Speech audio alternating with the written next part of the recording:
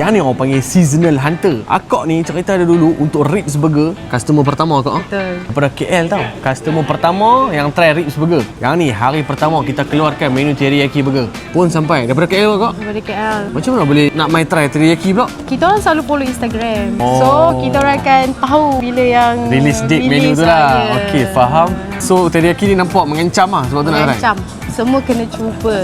Tapi burger The Fat Burger semua memang tak mengecewakan. Last time yang akak main dengan Ribs tu, main satu family ramai-ramai. Kita ramai-ramai.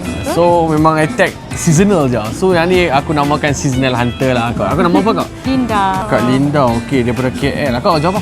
Saya polis. Akak polis. Bukan sebagai polis. Polis ya, jangan main. Polis kat KL main support The Fat Burger. Betul, Okey, thank you very much kak. Sentiasa support kita. Sama-sama. Thank you. Semoga terus berjaya. Amin, insyaAllah. Next month kita bakalan seasonal. Saya nak tengok muka kak juga first day. Amin. InsyaAllah sampai. Thank you kak. Alright. Bye-bye. Thank you. Bye.